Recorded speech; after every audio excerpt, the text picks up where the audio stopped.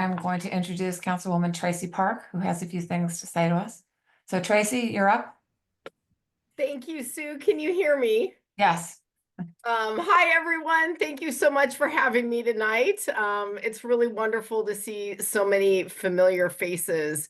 I can't believe that we are already in April and that we just in the last week hit the 90-day mark since these fires that just cataclysmically changed our district and our city. We have seen really incredible process so far, from the restoration of the utilities to the debris removal going much, much more quickly than we had initially initially expected, to actually breaking ground on the first new home in the Palisades just this week. So really there is progress around every corner.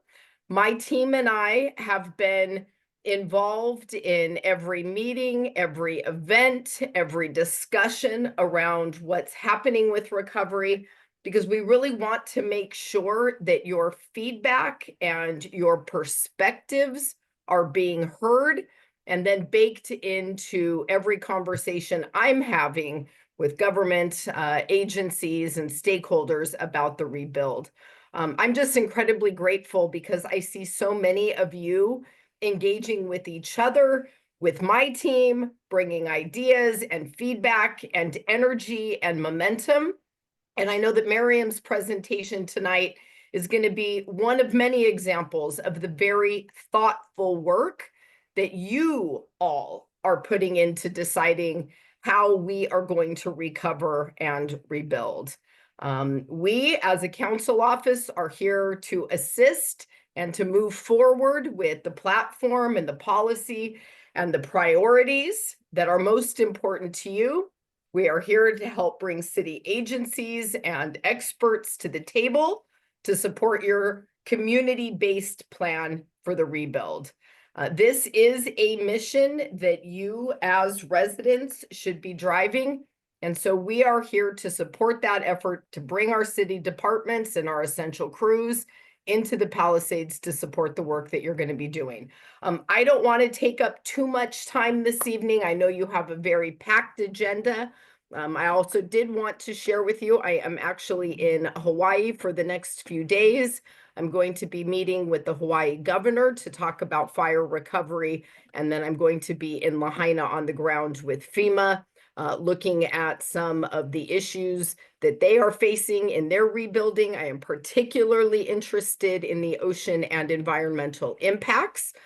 In Lahaina, like we've seen in the Palisades, there were a lot of heavy rains immediately after the fires.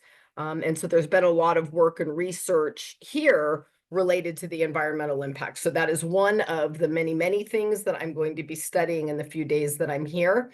I will tell you that in my visits with Santa Rosa and Paradise and other communities that have experienced devastation and have to go through such a Herculean effort to rebuild, we pick up best practices, ideas, we learn from others. Many of the initial 24 motions that I introduced on our first council meeting after the fires were informed by other communities that have experienced what you all are going through and will be going through for the foreseeable future. So I will keep you updated on my progress here and what I'm learning, and I will be back on the ground in the Palisades next week, and look forward to seeing you all in person when I'm back. So with that, thank you again. And with that, I'm going to hand it back over to Sue. All right. Thank you so much. How's Hawaii? Well, I have only been on the ground about an hour and a half. It's cloudy, but it's Hawaii. It's beautiful. You just can't go. Okay. We are going to go next to our presentation from Hagerty. And I don't know if they are on the call. If they are, I wish one of them would say something. Either Harrison Newton or Tracy Phillips, are you on the call? I don't see them in your attendee list. No, I don't see them either. So maybe we'll switch it up a little bit. Would that be okay with you, Miriam? Oh, sure. You want me to talk? Can you Absolutely. jump in? Okay, so, Sue, do you mind if I just note for the record, Rick McGay is here, Courtney, Macker Right, is here, Macker. Jessica Rogers are here. So Yeah. these are all people that weren't called originally, but they're here. right, I saw them come in. Thank you, Chris. Okay, so, instead of having, our consulting group Hagerty come on first, we're going to have, the Palisades Recovery Coalition led by Miriam Czar. Come in, Miriam has a presentation to give us about a recovery project that she's been working really, really hard on with so many people. So Miriam, if you want to go ahead, are you gonna want to share a screen or not? No, I wasn't planning on it. Okay. So we spoke, and I can, if there's, if there's engagement, if everybody decides they want to do more, talk more, hear more, we can also set up a different time to do more, talk more, hear more. I'm just going to give you the overview. Well, I believe the link was in the agenda. The link was in the agenda. So So I'm going anyone can see it to there. Yeah, I'm going to go over, I mean, I can present something, but don't worry. I'm just going to talk to you guys, and I Okay. beg you not to highlight me for everybody. Oh, you don't? Okay. Okay. All right, everyone. So most of you, many of you, I know, most of you, oh, Harrison Newton's coming in, by the way. Oh, good. Okay. You want to still defer Thank them? you. Yeah. No. Go ahead. You go Okay. ahead. All right, everyone. So I'm Miriam Czar. I'm the chair emeritus of PPCC. I was the two-time chair. Under Chris Spitz's leadership, we created the Task Force on Homelessness. I was the founding chair, and then I incorporated it into the Task Force on Homelessness. And I mention that because that was this community's response to a crisis. At the time, it was a crisis of homelessness. Today, it's a different crisis. Much more pronounced and much more far-reaching, but it's a crisis. And as Traci just said, it's going to be this community that has to come together for a response, because there's very little support outside of us and our own, sorry, I keep clicking the admit. There's very little support outside of just our own ingenuity. And those of you who've been to the Pali Recovery Coalition meetings have probably gathered that. We have Traci Park, who is our ace in the hole over at City Council. We have a city that has a lot of resources, but so far, we haven't seen a whole lot of resources brought to bear in Pacific Palisades specifically for the building, right, for the rebuilding. So how did the Palisades Recovery Coalition come about? In early February, when the mayor appointed Steve Soberoff as the chief recovery officer, I gave him a call, and I knew him back from the Task Force on Homelessness days, because back then he was the president of the police commission. And when we wanted to bring all of the law enforcement agencies into a room to talk to Palisadians about what law enforcement could do about homelessness, he was the one who helped us. Some of you who were on the board at the time might remember a meeting where he came to PPCC. We had Rusty Redican, who at the time was our beach detail, just a line item. It was a discretionary line item under Captain Nieto at the time.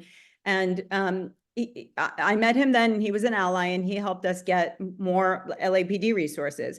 So I gave him a call and I said, what can I do to help you? And he said, well, if you bring 30 people into a room who can talk about what lies ahead, that would be very helpful. So in fact, we did that. I went out and I reached to, many of you probably were some of the people I reached out to. We ended up with a little more than 30 people in a room, but they ended up being what some people loosely called the RIV meetings, R-I-V, because they were held at the Riviera Country Club the first 2 times. But it ended up being a brain trust made up of Palisadians. So it was Palisadians who came into a room and just started talking about what this recovery looks like. And I tell you this to say that that was February. It was just about a month after the fire. Everyone was still shell-shocked. Most people had not yet been in to see the devastation. And it was slow to get, I'm sure it is still slow, to get people to get their heads around the massive loss and destruction in the community and what the rebuilding might look like. So conceptually, before the fire, if there was a street in the Palisades that maybe had 4 homes under construction, it was incredibly inconvenient. And we here at Community Council would hear people talking about, it's super inconvenient. There is an issue with health and safety. How do we get emergency trucks up? How do we get out and go to work? Very inconvenient. If you compound that by the breadth of the loss, you'll begin to get your heads around what it might look like to try to rebuild 5,000 homes, particularly in the Palisades, when there are only 2 or 3 ways in and out of the Palisades, and many of our streets are hillside and they're narrow. One of our major arteries, let's see if any ACE commanders, no. One of our major arteries is Temescal Canyon Road. As you all know, Temescal Canyon Road is currently being used by the Army Corps. It is their staging area for concrete crushing. So some of you have probably seen it. It is an operation that takes up the entire breadth of the street, a huge Temescal Canyon Road. Trucks come in with the concrete and the waste that they pick up from the various lots that they've been tasked to clear. They break it up, they sort it. As you all know, they sort it into the various components. The concrete gets crushed once, crushed again, crushed 3 times. It gets turned down, it comes in big boulders and it gets dwindled down to, I'm told, the size of a baseball. And then that is reused as road base. So it goes under the roads that, the city builds for us. And then the rebars are separated and they're compacted. They go to a different waste site, and all the other ways that they sort waste kind of happens on that street. So that street is not going to be available to us for a long time until the Army Corps is done. And there are still a couple of hundred ROEs that are out there that haven't been brought back. We're told all the time, Sue's told all the time. All of you who are in touch with anybody are told all the time, please tell your neighbors, get those ROEs in. Army Corps is working very hard to finish up and get out of here. And I dare say when that's done, this recovery will begin in earnest. As Traci said, there are people who are ready to build and there are people who have already broken ground, and I'm sure there will be some. But the crux of this rebuilding will begin when the Army Corps is done and the streets are back and we can move around. And that is where our conversations began. So people at the table, about 100 of them, and there's a website, you can go and see who's been at the table, started to talk about what it looks like to rebuild this massive stock of homes that have been destroyed, and it's about 5,000. And so ideas started being put on the table. Right now, what we've emerged with is a plan that we've sent to the council member's office. She's reviewed it with her staff. They seem to think that it's a good plan. It's a good starting point for what has to become a plan, right? So we are not engineers and we're not builders. I personally wish that the mayor would invest, or the city would invest in maybe a consulting company that's in the business of rebuilding. But until then, it's us and our brain trust. And what our brain trust has come up with is a good basics for a plan for logistics. Today, I had a call with Public Works and LA Sanitation and BOE to see if parts of this plan can be implemented or if they can support parts of this plan. I'm told at every turn that this is a thumbs up. Keep going, keep working on this, because this is the kind of planning that you will need.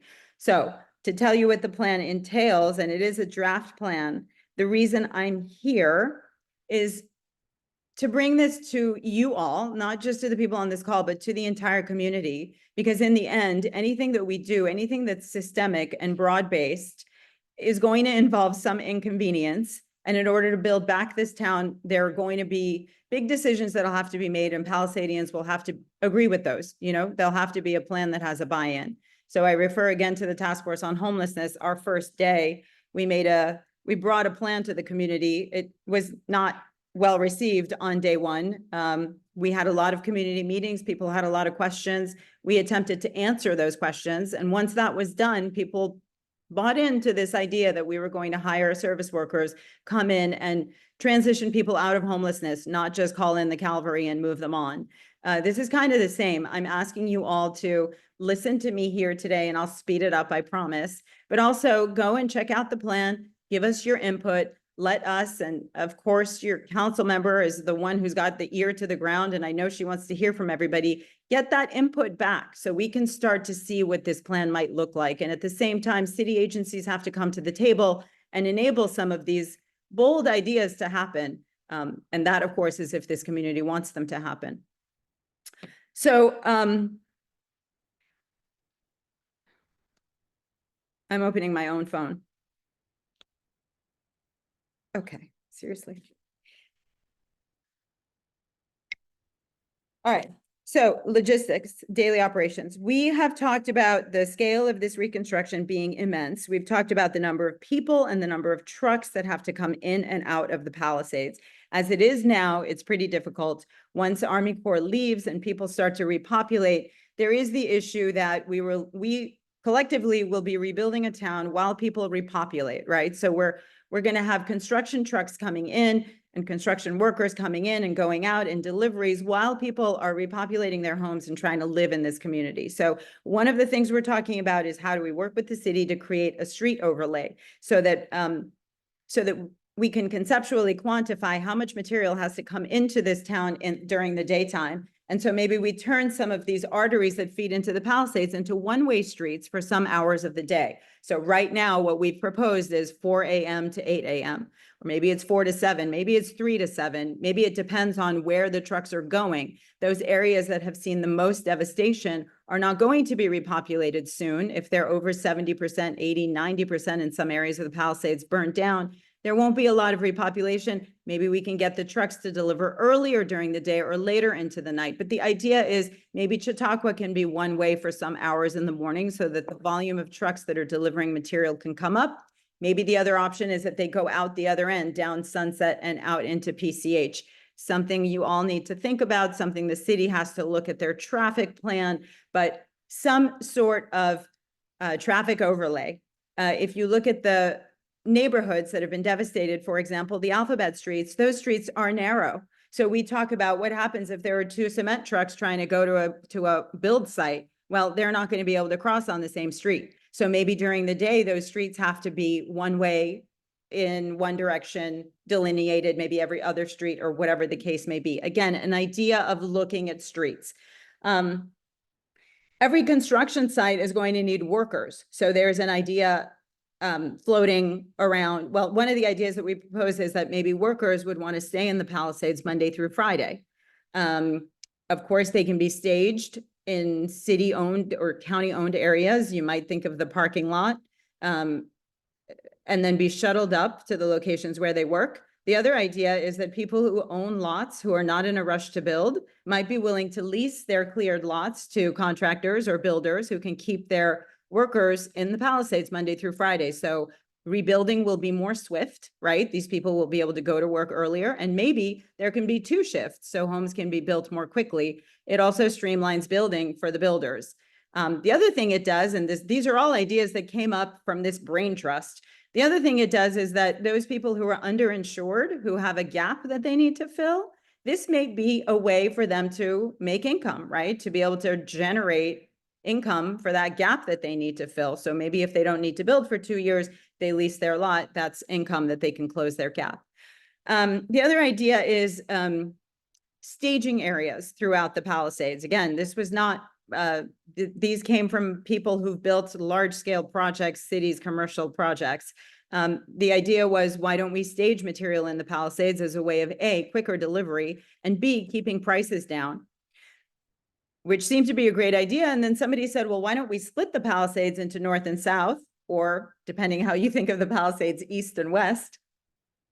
Because on the south side of Palisades, I think of it as north and south. So on the south, there are the alphabet streets that have been decimated, but also there is construction that needs to go on in the Huntington. And then in Area 6, we roughly say Area 6. So in the Bluffs have been devastated. So so we're talking about a staging area so that trucks come up Chautauqua, they reach their staging area to be able to service that part of the Palisades. And then on the other end of the Palisades, on the north side, the Marquez Flats have been decimated, and some of the areas there, and also Malibu is going to need some reconstruction. So we've talked about the Malibu feed bin. Someone else had the idea of maybe Los Leones can be a staging area for material. It can be locked very easily, just a gate at the door. Apparently this has been done before. And so staging areas for material, again, so that we can stock material and keep the prices of material stable as people begin to rebuild. The third idea on the table, something we talked today about extensively with the 2 different groups of people, and it does sound like we might be able to float an RFQ to get some information to see if this is feasible. But the third idea on the table is a concrete plant. So instead of having concrete trucks going through LA highways like the 10 and the 405 snaking up Sunset or, clogging up the 10 to get to the Palisades every day for the volume of concrete that we're going to need. The idea is to have a concrete plant temporarily in the Palisades.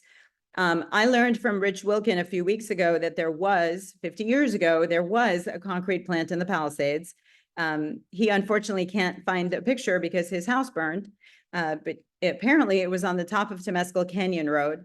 So I don't know where that might be. I spoke to the city today. I said, if you don't mind, give us a list of properties that you own, city properties that are bigger than an acre, so we can figure out where that might be. But just for you all to know, there was a time when there was a concrete plant in this town. And the idea now is to have a temporary one. I'm told that it will save tens of millions of dollars in fees because of delivery costs that come along with delivering concrete to Pacific Palisades. So those fees would be erased if we had our own concrete plant. And also, I think our neighbors would be happy if we could take that many trucks off the road. So as these conversations evolved, there was someone else at the table who is a green builder, a builder with a smaller carbon footprint. His suggestion was that we could mix our concrete, especially our Palisades concrete, with something called pozzolans. Turns out that pozzolans it's a compound that is found on the west coast of the United States, so easy to find. And it is more resilient to some of the erosive items that are the erosive compounds that are in the earth after a fire. So after a fire, there are various elements that are in the soil. Those can be very corrosive to concrete. And so we can mix a concrete that is both more fire resilient and more resistant to these corrosive effects. And it would save us money and it would take trucks off the street. So that's a big ask. No one has ever thought of Pacific Palisades as being a concrete town.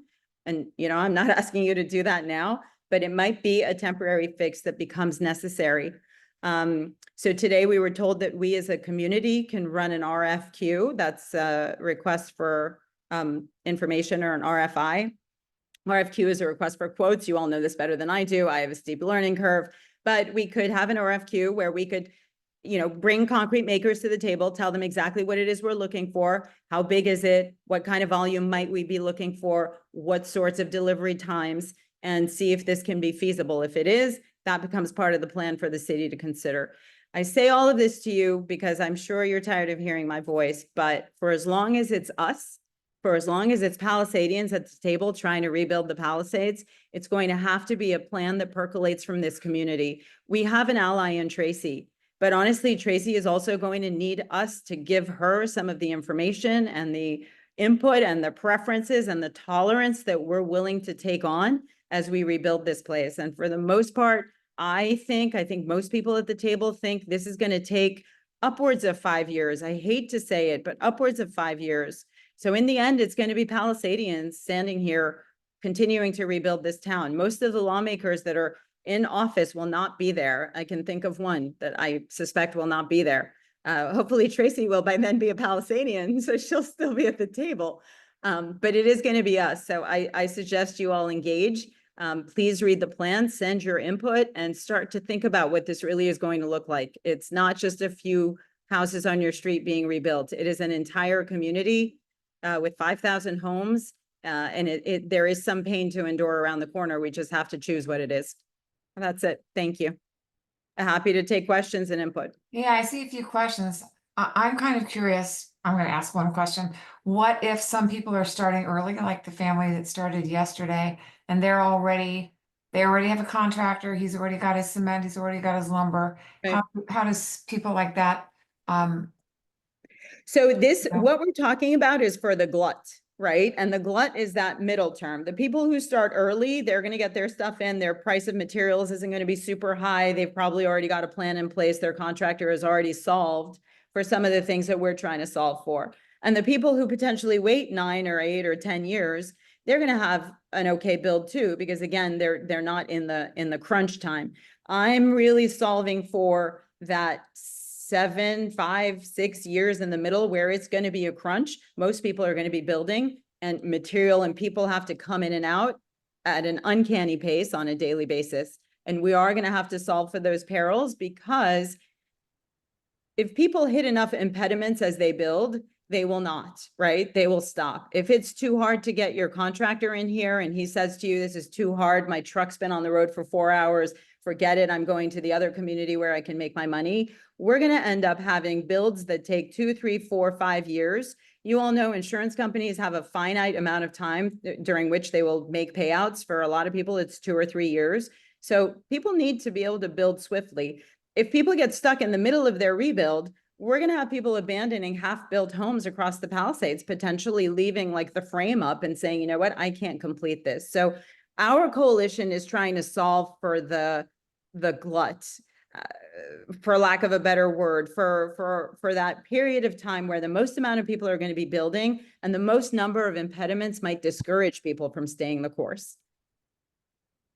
Okay, we have a few questions. I'm going to start with Jenny. Jenny, go for it. Well, Maureen, you just touched on this, but I think a lot of people, including myself, are under pressure. Well, I don't know if it's real pressure from insurance companies that are saying 2 years, even though I feel like it should be 3 years based on the insurance code, but I can't really understand really what even the, maybe other people have better luck figuring out what insurance companies really do.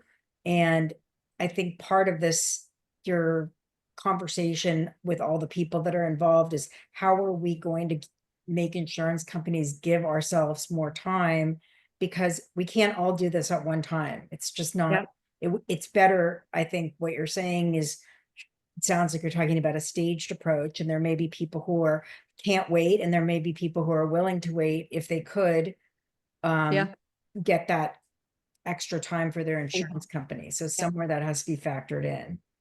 Yep. So I agree. So one of the areas where our little coalition is planning to do some work is insurance, because that's huge. So something I didn't mention is that I've spoken to the planning department and talked about having the planning department give Palisadians who put in for a permit a little bit of a cheat sheet. Sorry, this is a little digression, but I'll get back to you, Jenny. A little bit of a cheat sheet so that people can see what elements they need to incorporate into their reconstruction to make their homes fire resilient and per code, right? So modern code on fire resiliency is totally different than it was 20 years ago. And so give people who are not builders, lay people, the ability to look on a list and say, oh, okay, here are 30 items I can incorporate into my home. If I incorporate 10 of them, I can be insured, or I will be up to code, and they can choose from these items. So on the insurance issue, on the back end, after we build our homes, we actually have to be insured. And so we're trying to bring people to the table. I've reached out to Ben Allen and Jackie Irwin, right? There are representatives at the state. I've asked them to bring the insurance companies to the table, Jenny, for that very reason, because we have a lot of insurance questions. One of them is, we're not going to build 5,000 homes inside of 2 or 3 years. So I've been told that if you begin your process and you go to your insurance company and say, I need more time, but I have begun the process, they do extend the time. I do not know where you need to be in that process or how much time they extend. But, our recovery coalition, I keep saying our because it's somewhat loose at the moment, but our recovery coalition, this group of people, we're going to have Ben Allen talk to us or come and speak to the community on April 15th, Tuesday morning at 9 o'clock down in Rustic Canyon. I've asked them to bring the insurance commissioner, Jenny, for that very reason, because they might not have answers for us now. Maybe they haven't faced a community that's had 5,000 homes they have to rebuild in 2 years, but we're asking them to start thinking about some of our issues and beginning to legislate to resolve them. And one of them, I think, is going to have to be, how do we stagger the rebuilding of 5,000 homes in 90272? Okay, thank you, Miriam. I'm just going to move on because we have a couple more questions. Chris Spitz. Yeah. Hey, Mariam, thank you so much. Is your website, somebody wrote in the chat, your website name, is it palirecovery.org? Is that right? Yes, that's right. Pali Recovery. Okay. And there's also some questions about who is a member of the Pali Recovery Coalition. Is that on your website? Who contributed to the plan? That kind of thing. Because a lot of us, including myself, have questions about who's involved. Thank you. Yeah. I didn't see it in the chat, but yes, the website is up. The roster that you'll see on the website is all the people who have been to meetings, invited to come to the meetings, and we've had 4. So at some point or another have come and have, had a hand in this conversation. This conversation has been going on since the 11th of February. through 4 meetings. And pretty quickly after the first meeting, I mean, by the end of that first meeting, it became obvious that we were focusing on a logistics plan. The idea of the cement plant came up that first day. Oh, the lumber yard, somebody said, hey, we should have a lumber yard or just other building materials. That emerged the very first day. So everybody who's been at the table and part of the conversation since then has basically been talking about this logistics plan, loosely termed logistics plan. So if you look at the roster, you'll see all the people I've invited. Most of you have been invited, to come and be part of the conversation. So it's not structured like PPCC. I can't tell you there are members. Maybe one day we'll get there. But right now it's a table set for Palisadians to come and talk about this one thing, which is the elephant in our collective room. We need to rebuild an entire community. So it's just a table I've set. I probably learned from you, but it was, it opened up because somebody said I need 30 people in a room, and then it just grew from there. Okay, thank you. Someone named Angela, I don't know your last name, Angela, but you have your hand up.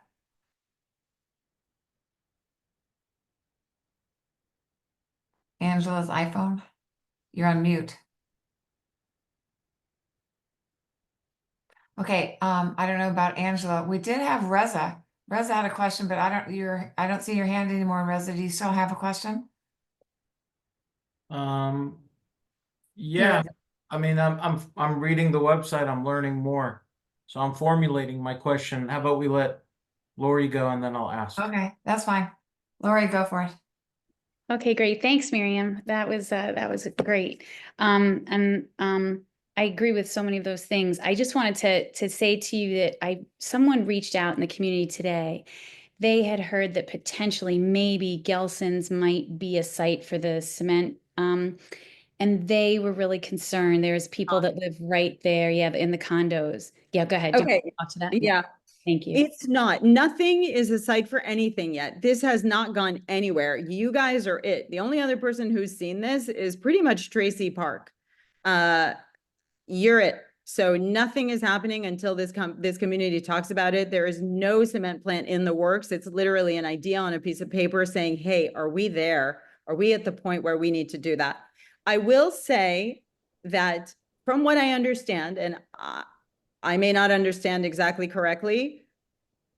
But from what I understand, Anna Walt is speaking with Ralph's because potentially a lumber yard might make more sense there, since Anna Walt is a lumber company and they're already up and running. So that is what I've heard. I heard that from a broker of real estate who apparently reached out, spoke to the Ralph's people to see if they'd be willing to be a staging area or if they wanted to rebuild quickly. And the information that came back to me was that Anna Walt had already reached out to them. No concrete plant is in the works. I don't have the power to do that. I would not be able to do that. So this is just a conversation. Perfect. Thanks, Miriam. That's great. Okay, Diane, you have a question? Yes, thank you. Who on this get-together is representing those homeowners who were lucky enough to survive? We feel terrible for what has happened, but we too would like to have a seat at the table because what happens affects us too. And so I'd like to know who's the representative for those people who are back living in the Palisades in their homes on this committee to rebuild 5,000 homes in 5 years. Well, I am. My home is still standing, and maybe it's hard to believe, but homes with people with homes standing have a whole lot of issues, many complications, lots to think about. We're going to be living here while this is happening. So, Diane, I am. But I can poll the people on that roster and see how many of them have homes standing. Many of them probably do. And some of them were at the very beginning of the conversation when they were talking about, this was like February. Some of them were saying, Miriam, we want to move back, make it so we can move back. And so part of the conversation was, how do we build back a town where people are living? So we're concentrating some of the delivery stuff and one-way street stuff to those areas that are more than 90% burned because we assume fewer people are living there. That will change, right? Once people begin to build their homes, they're going to start to live there. It's constantly a part of the conversations. I mean, who am I? I'm another Palisadian like you guys. Every time you guys have conversations, you're probably talking about what do we do to be able to build alongside our friends and our neighbors who are repopulating? So Diane, that is very much at the table. I hate to say it. I think it's going to be super duper inconvenient. I am one of those people who wonders if my child is going to live in a community where 10 years from now, they're going to tell me, you know, he's got some condition and it was because I moved him back into the Palisades. Very difficult questions. I cannot answer them, but there are people at the table and we will ask those questions for as long as we can and try to. Okay. Thanks, Miriam. Okay, I'm gonna, two more questions. I've got Angela and then after Angela, Reza. Hi, everyone. Sorry I wasn't able to come on earlier. I had to deal with the call. I have a question because I have seen all over Instagram evaluations for contractors about investing in rebuilding in the Palisades, and that it would not be profitable for them, that they would lose 20% of whatever they invested in there. And I just wanted to get kind of a reading from all of you. Is this just false media, or is this something, I'm assuming a lot of people have attempted to sell their lots because there's just so much to rebuild. Believe me, we know about the building process. So I just want to check in and see where everybody is with that. I think there's a lot of guessing going on. It's my personal belief. Miriam, do you have another answer? I don't, I agree.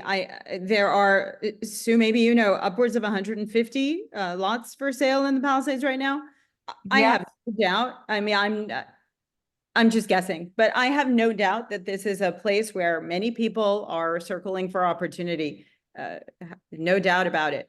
But it's also a place where people have lost their homes. They've lost their nest eggs. They've lost, you know, some people who own their homes for a very long time didn't potentially have mortgages. If you don't have a bank asking you to make sure you update your insurance policy, maybe they didn't have insurance. So they find themselves in very perilous waters. Maybe they have to list. I know there are developers out there who are looking for blocks, right? They can buy up maybe 10 homes so they can streamline. Everything that we're trying to do is to make sure we can make it possible for a Palisadian to build back a home in the Palisades. Traci and I have talked about how do we make it easier for people to be able to get architectural plans. Maybe somebody can't go out and get themselves an architect to the tune of, I don't know how many thousands of dollars, but maybe we can make a pool of architectural plans available that people can tweak. So I hear you. I think there's a lot of speculation out there, but what can we do other than to do our very best to make sure we can get as many Palisadians back in the Palisades as possible? Maybe Reza can answer that question. He's going to be up next. Yeah, Reza. And then maybe I'll just take one more because we have to move on. But Reza, go for it. Okay, it's a lot, but I'll try to be brief. I mean, Mariam, this is an amazing start. Yes. I'm boots on the ground every day right now in the Palisades, and I'm already experiencing the headache. Logistics is the name of the game for everyone. I'm less worried about materials, and I'm less worried about labor. Logistics. It's about the logistics. It's about getting in and getting out of the Palisades. Right. It's about having workers be able to come in, get the work done, and then go home. And like we just heard, it's important to also respect our neighbors. You know, I've been building in the Palisades for 15 years, and I've built on some of the tightest streets. My biggest feedback is that a lot of this can be addressed with the right corporate partnerships. And a lot of it can be taken care of if we reach out to the bigger companies. And they are, for all intents and purposes, ready to help, you know, regardless of whatever's going on nationally. My biggest concern, and Sue and you and the board can decide, I would love to, with other builders, we've been talking, we'd like to provide some sort of form of information at some point, because just so people understand what it takes to build a house, even on the paperwork side, and just make sure people understand what kind of contracts. Like, for example, I can tell you on Lombard Street in the Bluffs, a family was doing private debris removal. They paid a 20 grand deposit and the contractor disappeared for 2 weeks. You know, in state of California law, you're not authorized to pay more than you're not required to pay more than $1,000. So it's this kind of information that's really important. Even before you sign the contract with a contractor, you know this kind of information to protect yourself. And I think as someone who was raised in the Palisades, who has blessed enough to be able to work in the Palisades, I think it's really important to educate a lot of our neighbors on how to protect themselves when they sign these agreements. And so that they know there's the mechanical lien process. I won't go into it, Sue. But I'll wrap up with just saying, like, there is a lot. There is a lot about going underground too, and electricity and having the right plans. LADWP has a lot of questions they have to answer. And right now, the last thing I'll leave you with is, and I won't blame Army Corps, but Swarthmore has a crater on it, you know, the size of a little asteroid. And, you know, for us as builders, we take such good care of the street when we get an excavator delivered. And I know it's trying to get the street cleaned up, but Swarthmore, Aroost between Earlham and DePaul has a big crater on it. I'll email you about it later. But, you know, these excavators are just tearing up our streets right now. And everyone's just like, yeah, let's get the neighborhood clean, but at what cost? So there's a lot to talk about, and I'm happy to be part of the conversation, Marianne. Yeah, and we can talk at Thank you, further Reza. meetings too. Yeah. So Thank thank you you. for starting this. This is wonderful. Thank you, Reza. Okay, Courtney, you're gonna be our last question. Okay, this isn't necessarily related to right now, but just for people to be thinking about, I wanted to highlight Sue Pascoe's article letting people know that you should check your voter registration because, and there's a link on her Circling the News article. I forget which it was dated. So if you wouldn't mind putting it in the chat, what date that article was. But even people that didn't change their addresses with the DMV or change utilities or anything like that, automatically their voter registrations were changed to where they're living currently. And I'm in a city where I'm no longer able to vote in the city of Los Angeles. So we still want to be Palisadians. So we have to figure out a way to still be voting in the Palisades. And every single person I sent that article to, all of their registrations were changed without their knowledge at all. Okay, we'll send out that Yeah, information. could I with the just say MailChimp. that I've heard about that and maybe PPCC can send out some information about it. Let's talk about it Yeah, offline. we'll Yeah. definitely do that. Thank you, Sue Pascoe, for letting us know. It was very helpful. Okay, now I believe that we have our special guest from Hagerty. Hagerty is a consulting group that the mayor has hired. And we have tonight Harrison Newton. I'm not sure about Tracy. Did Tracy ever make it, Harrison? Sorry, we're having some technical difficulties joining, so I don't believe she's going to be able to be Okay. with us tonight. Okay, so it's all on you, Harrison. I understand. Welcome. Thank you so much for agreeing to come on and give a presentation. I think everybody would like to know what your mission statement is and how you guys are going about what you're doing.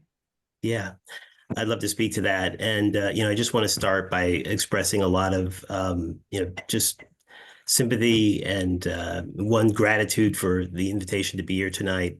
A lot has been, I think experienced. I heard so much in the comments, in the questions even, about the loss that your community has had. And so, we are here to work in support of the Emergency Management Department at the city.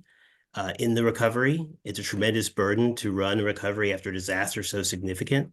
And so we're really helping with all functions of that process and the city's ability to lead that process. And so that's the task that we've been given by the mayor. And so I have a presentation. I have some slides I'd like to go over that speak to kind of our organization's principles in recovery, what we think is important, what we found is important. Our firm works with communities on their worst day all across the country and has for years, every disaster since 2011. And, so I just want to start by saying that, I think part of, the journey of communities after disaster is really to kind of do exactly what you're doing here, which is come together and think about how are you going to rebuild the community in a way that it's livable for people who are there, that it supports and sustains, bringing back the community character that's so important. And that's a huge job and a huge lift. So it's incredible that you have so many people here that are engaged and active in the planning piece, and thoughtful. And we're happy to be here in support of that. So let me go ahead and try to share my screen for a moment. You can do that.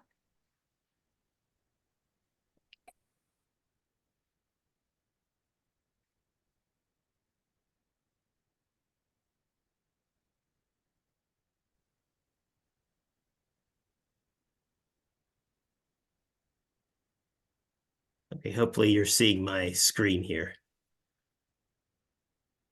Yes, we're seeing it. Okay.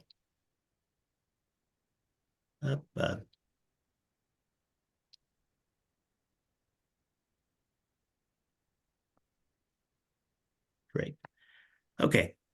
So, one of the things that I think that you're experiencing here, and that we always try to set the stage for when we talk about recovery is how recovery looks in communities. And every single recovery is different, but at the same time, there are certain trends in terms of timing and the kind of work that needs to happen.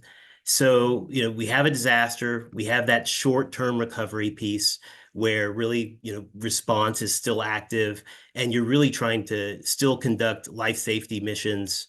You're trying to save what can still be saved, and you're trying to make sure people can really survive in the places they are in their homes. And you're beginning to think about, bringing the community back online, power, water, and those kinds of things. The intermediate piece, you see more complex missions, the debris removal, temporary housing, infrastructure rebuild begins, and this long-term piece. And this is really challenging for communities to have the capacity to do it. It's really challenging for governments to have the capacity to do it, because in addition to this process, you're still running a city, you're still running a county, you're still running the state. So whatever scale the disaster is at, it's an all hands on deck kind of moment. There can't be enough resources. You need the government to be fully focused. You need the community to come together in a powerful way. You need philanthropy. You need business. And so there's a lot of consideration. I'm just setting the stage for that. I think the fact that there's a lot of consideration for what is an integrated process that can over time sustain all of those players to be working in Congress efficiently and effectively together. That is very important. It's key to recovery. And we understand that people's lives are on the line, their lives, livelihoods, their ability to live with their children and community, to get back to school, to do all the functions that are so important. So that vision for integration for a long-term recovery is very, very key. And that is part of, I think there's been a lot of question as to what Hagerty is here to support. That is a piece we're here to support. And we've heard from the city that there's an understanding that there needs to be asset and investment and resource around the long-term recovery piece. But it's also true that short-term and intermediate piece is equally as important, because people are trying to live in the community as it's brought back. Hagerty is also working on that front. And I'm going to go over a little bit about that. So the recovery support functions, and that's just a little bit of a wonky name for how can government work in a way that is interactive, effective, accountable, and efficient. And it's not the way that government works every day. In a recovery, you need agencies to synergize in a way that usually is, it has to be more sustained, and it has to be more connective than it often has to be. And so what doctrine has said, FEMA doctrine and years of experience, and certainly our experience in the field has held, that government has to kind of come together in a special way. You have to have kind of task forces, but even more deeply than task force, you think about task forces, you think about groups around a table that are working kind of in a collaborative fashion, and that's great. But you also have to have people who can access the information at those tables and put it into an actionable form for others to digest it, to understand that KPIs are being met, that new KPIs are being set and communicated for those groups. So you can see there's kind of a back and forth that must occur across all of these different fronts. And so that structure is a structure that LA has in place now, and Hagerty is supporting that piece in every one of these organizational task forces. And some of these boxes, or I guess some of these shapes, represent even more than one task force, but are actually a conglomeration of several different task forces that all work in that area. So if you look at natural and cultural resources, health and social services, or infrastructure systems, we're raising up that structure within government and helping support from a program management piece how that work is happening within government that is meant to be, and its only purpose is to be responsive to your needs. And those needs, as you've spoken them tonight, are things I'm going to take right back to this structure. The things that you've expressed, the concerns that you have, the immediate needs that you talked about, those are all things that this structure is meant to be responsive to. Maybe I'll just take one more moment to say that, for government, it represents a tremendous amount, and I don't mean to say, I would just say that it takes a tremendous amount of work and focus and time. We've clearly seen that at Emergency Management Department, working really around the clock to try to affect different elements of recovery.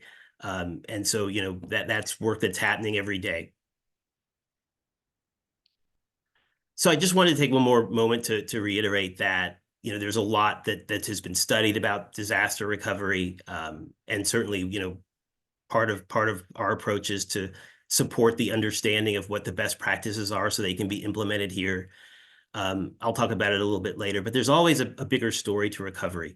Recovery is a chance to become more resilient to the next disaster. And we never, even as we're experiencing a disaster, even as we're experiencing a recovery, it's always not pleasant to think about the fact that there's going to be another disaster. Sometimes in the communities that I've worked in, that next disaster hits even while we're still recovering from a disaster. And so we don't even get a chance to fully recover before we're dealing with another disaster, sometimes of a different type. And so these structures are important, and the learning about recovery is very important because it informs how we can be ready for the numerous different things, unexpected, that can happen even as we're doing this recovery process. One of the things that we really believe in around recovery is that thinking about resilience. Resilience being, it's the individuals, institutions, businesses, and systems, their ability to withstand and recover no matter what the disruptions are or disasters experienced. One of the things that we've learned being on the ground in the Palisades is that fire risk is there. There are other risks. And anytime, and there's other hazards, right? There's other things that we know can happen in the Palisades that are, harmful to life and lifestyle. And so this is an opportunity to even think largely, in a larger way, about the Palisades and what is the future for the Palisades that really means that it's not just wildfire that you're more resilient to, but you're becoming more resilient to other kinds of hazards that are important in your community to consider. The city has a mitigation plan. It has a number of projects that have been identified that would reduce risk on key fronts. And so, what communities have done across the nation is take the recovery moment to crack open that plan, because there's lots of good projects in there that have not been funded. And sometimes around recovery, there's the opportunity to fund those. And so this longer view becomes important. I want to say that none of that comes at the expense of the short and immediate term. I can't stress that enough, that the complexity of the moment is you have to kind of do both things. The long term and the short immediate term are both critically important. So communities have chosen around the country to do structured approaches to long-term and intermediate-term recovery. And I just kind of want to go over what we think some of the reasons are that that has been an approach, and it's generally speaking the approach that we support and we come into communities to support. So, I think this conversation actually is just a beautiful example of the need for stakeholder consensus. And, I see Miriam and others doing it so wonderfully on this call. There are a lot of people with a lot of expertise levels and a lot of personal resources and assets. And also they're residents who just know their needs better than anyone else and know the community they love better than anybody else. And so having a place to come together and be able to talk openly about that is just very important. And part of how you work in a responsible and accountable way is to kind of have community able to stage and come together. And when you can, to provide resources to support that happening.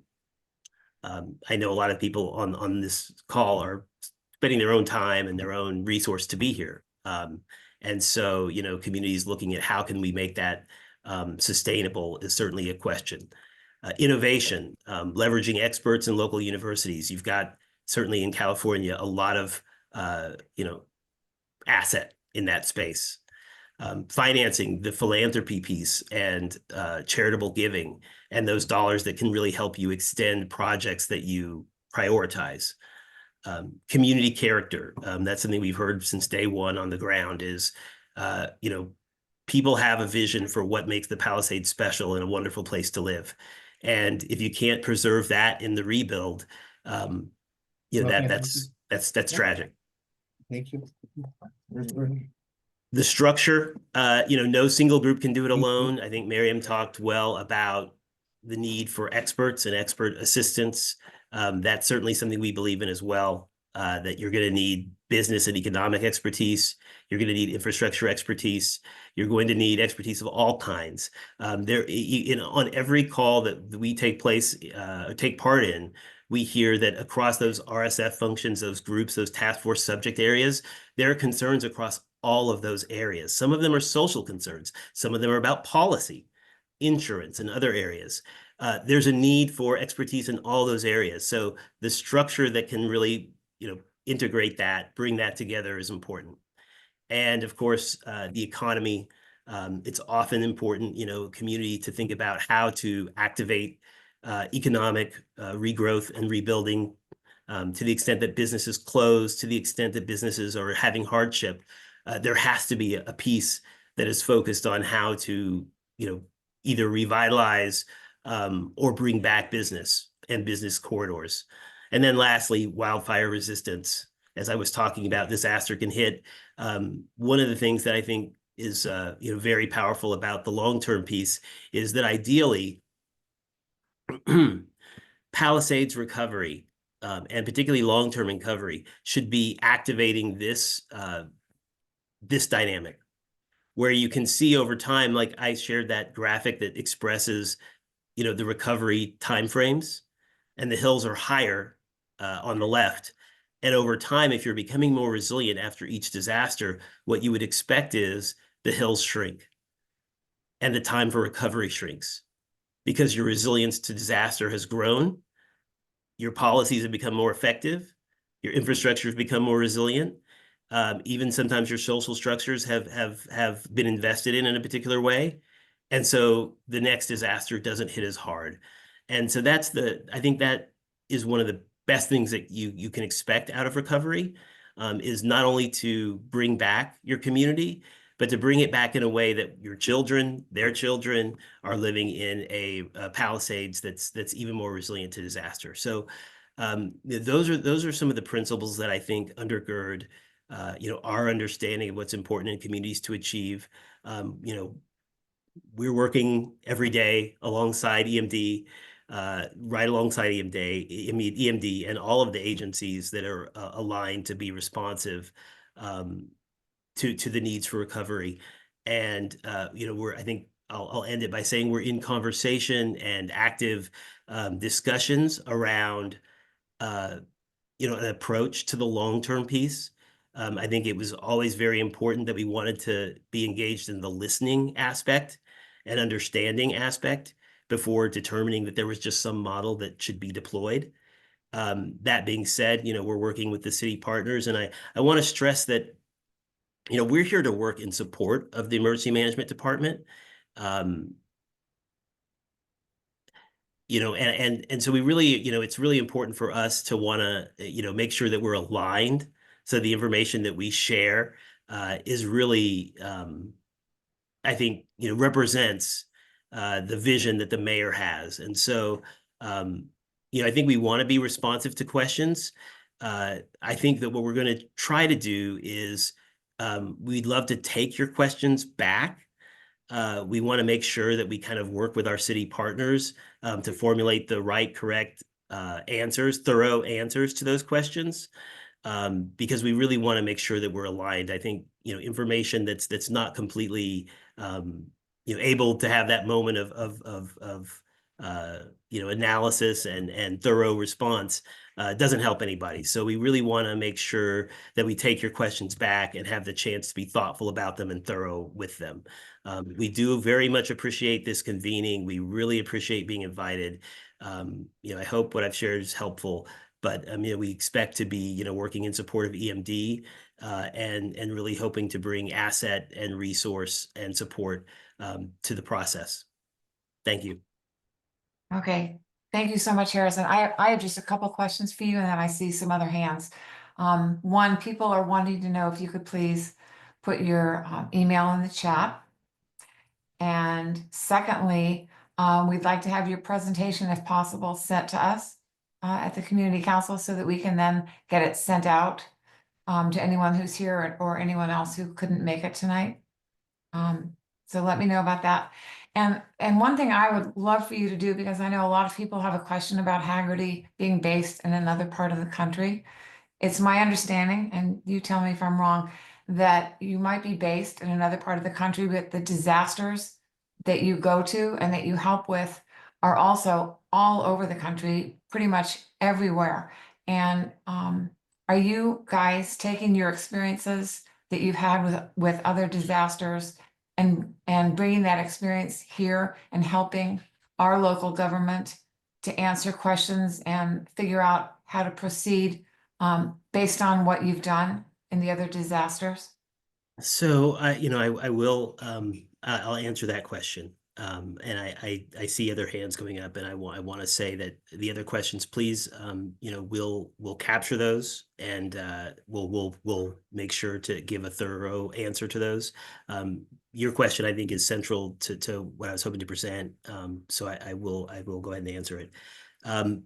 So yes, our firm, though based in Illinois, works with communities across the country every day. After disaster, before disaster, in numerous ways to support communities, support emergency managers, support businesses. And so in that work, we experience a lot alongside community. I think it is hugely helpful. It's tragic too, right? Because every time you're in a disaster, that's someone's life, that's someone's property, that's someone's future.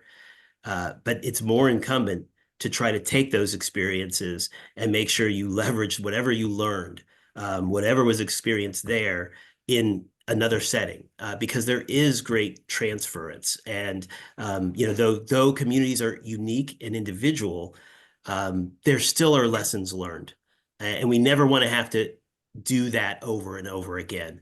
So as we're working alongside emergency managers in the emergency management department every day, helping to coordinate with government agencies, helping to pull together government agencies to be accountable and responsible with the needs that we're hearing in community, we're informing that with a sense of the best practices, how other communities have achieved outcomes,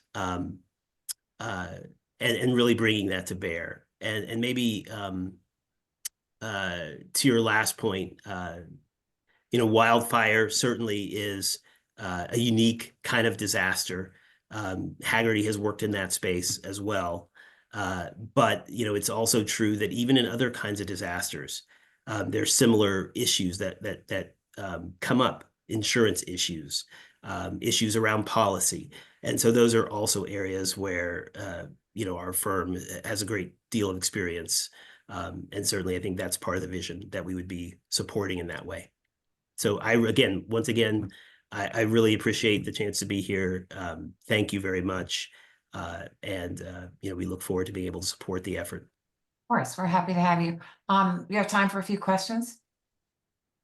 So I think what we want to do is capture the questions, and then we want to be able to be responsive in a thorough fashion. So we're going to take those questions back and field them that way, where we're able to be interactive with our city partners who really are, you know, who we're tasked with supporting. We want to make sure to be aligned in the answers we provide.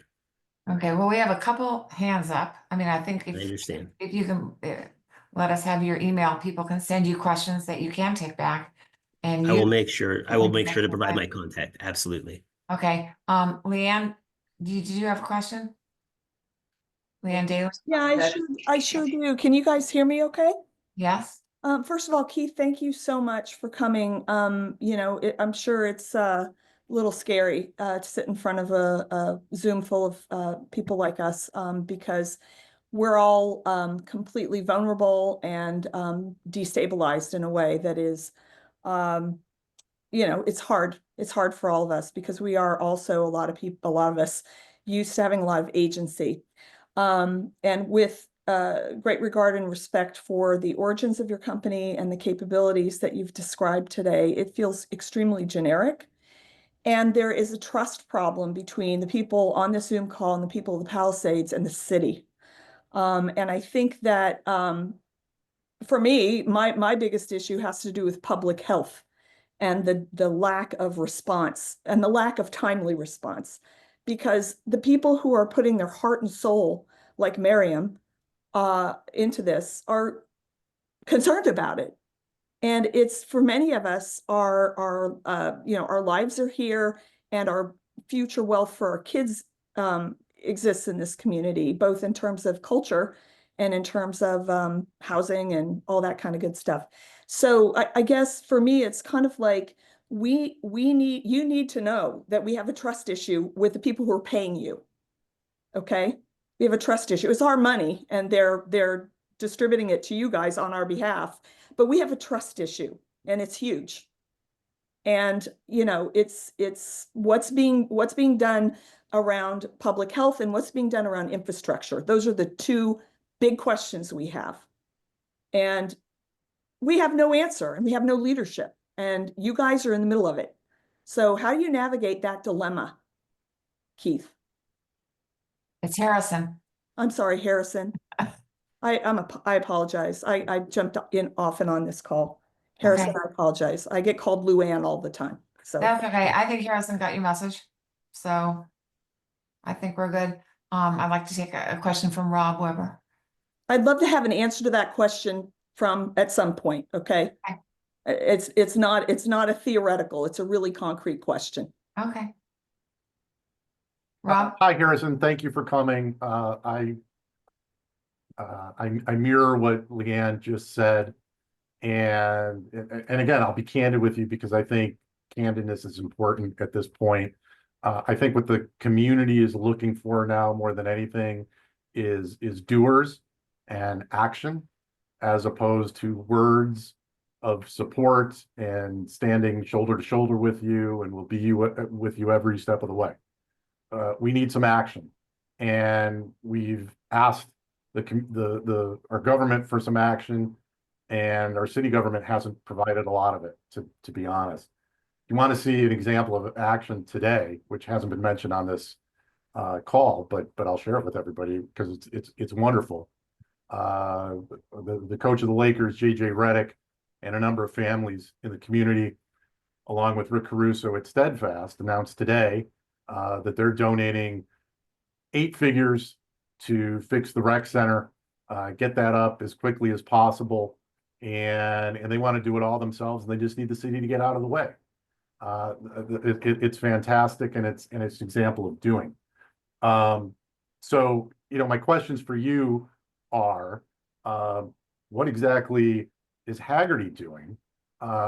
It wasn't clear to me from your presentation if your most important function is to simply bring thoughts and desires of the community, synthesize them, and get them to the government.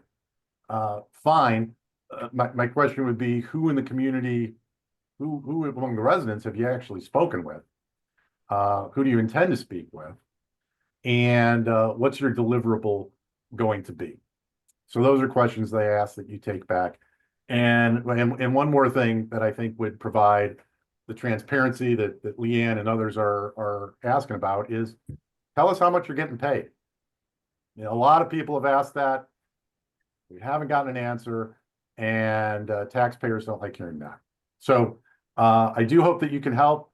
You got 200 people on the Zoom who are willing to help, and thousands more in the community who I guarantee will talk your ear off in terms of what you need. So good luck. But I hope that you transform what you hear into some action really quickly. Thank you. Thanks very much. Appreciate it. Dave Howard.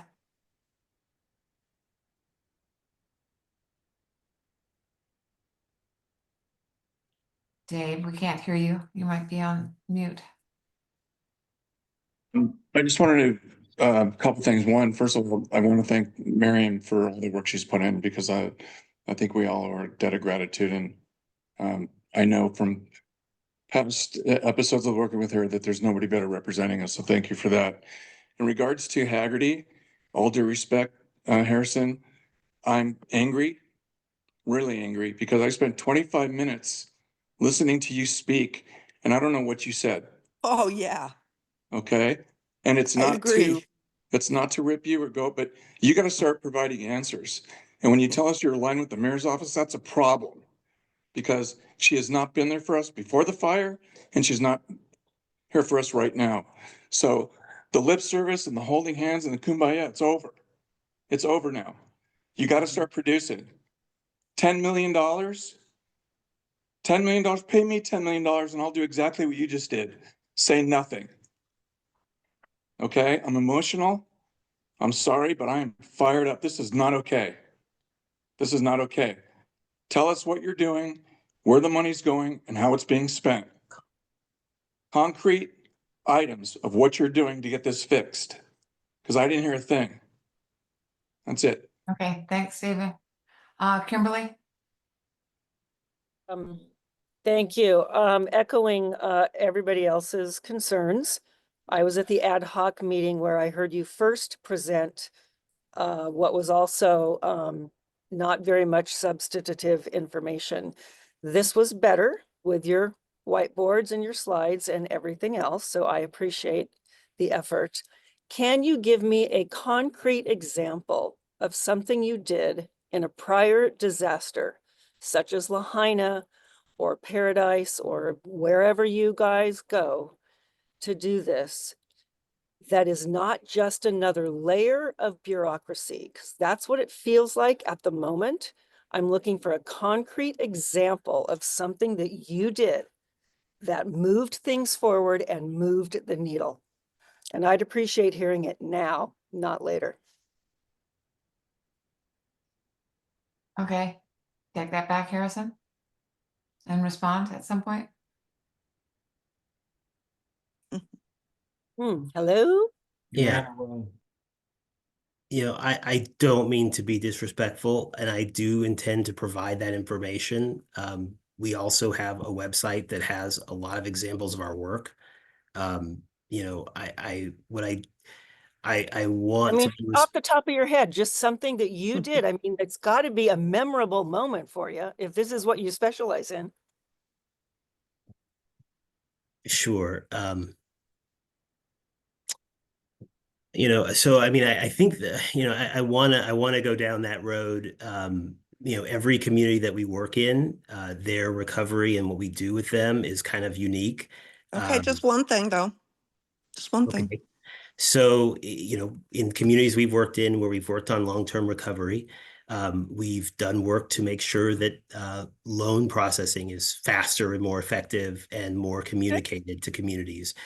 we've made, well, see, so if I give an example, apologies, but if I give an example, I could give, I mean, this is literally what we do all day, every day. So when you talk about opt-in and opt-out processes and making sure the community is aware of those and trying to leverage all the assets to making sure that as many people can go through that process as they can, those are all things we're supporting. So I would really suggest that, you know, in this case, almost everything that is happening when there's augmentation support, it's happening with the augmentation support. That's the point of it. And we're trying to I make don't those know things what that happen means. I faster. don't know I what, don't even know, what is augmentation support? I What don't is know It that? what that, means, it just means more people working on the Well- recovery every day, so that the missions and the work of the recovery can happen more fast, can happen more effectively and efficiently. So you're bringing more people to bear so that they're less thinly stretched and you're achieving work faster.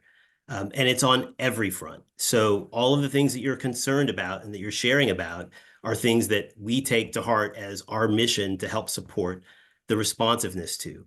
And so, I mean, I really, that is, I mean, we certainly can work at that question of a bunch of examples, but I do just, you know, I'm trying to be as respectful as I can, but I also want to just make it very clear that, you know, that is like when you're talking about things that are important and essential to happen in recovery that you're expecting the government to be responsive on, the response that you're looking for, we are a part of providing. So okay, so what you're saying is you're sort of giving them a push in the butt to like get them going on these issues and make sure you're sort of covering those bases because they are stretched so thin? Is that kind of what I'm taking away a little bit? and so I think it's very common in communities that when the disaster happens, it's a huge drain on resources. It's a huge, True. because your expectation for responsiveness is so great, and there's still all the normal 9 to 5 activities that occur. Got it. That makes sense. That it makes sense to bring in other people who can take on those jobs and take on those roles so that responsiveness can happen, but then all the normal things that you expect government to be responsive to can also happen. Okay, that makes sense. I get that. Thank you. Okay, thanks. Okay, Jessica and Miriam, and then I think we're gonna have to move on. So thank you for showing up tonight. And I told you before that you were what you were dealing with in the Pacific Palisades, and they definitely delivered tonight. It seems evident right now for the community that you know, our mayor was looking for additional support and went out and got support. And truthfully, what has happened here is that we in the Pacific Palisades have incredibly dynamic, smart, and vibrant and active people in this community who have put their heart and soul into rebuilding this community already. And we can do better than anything that your company could possibly provide us. And I think that if we were to take a vote on this tonight, we would get a majority of people saying that we probably the majority of us believe that we can do better. And what Miriam has worked with a lot of leaders in the community already believe so. We do need some leadership. Obviously, our mayor needs support. I think Miriam is on this call and she's hearing everything that we're saying here. And I trust that she will bring this back to Mayor Bass and let her know what this community needs and wants. I feel for you having to show up in such a dynamic community. I doubt you run into many communities in the United States as incredibly skilled as this community is and as passionate. We are a very connected and unified small unit, and we have created magic before and we plan on doing it again, and we need rapid responses, and we have created them already. And thank you, Miriam, for leading the way. And thank you for each and every one of you on this call for everything that you have done for the community. Let's keep working, moving forward, and removing any barriers to building this community the way we see fit. And again, Harrison, thank you for being brave and for showing up and doing your absolute best. Thanks, Jessica. Okay, I am gonna add 2 more. I've got Cindy Simon has a question and Sue Pasco, and then we really do need to move on.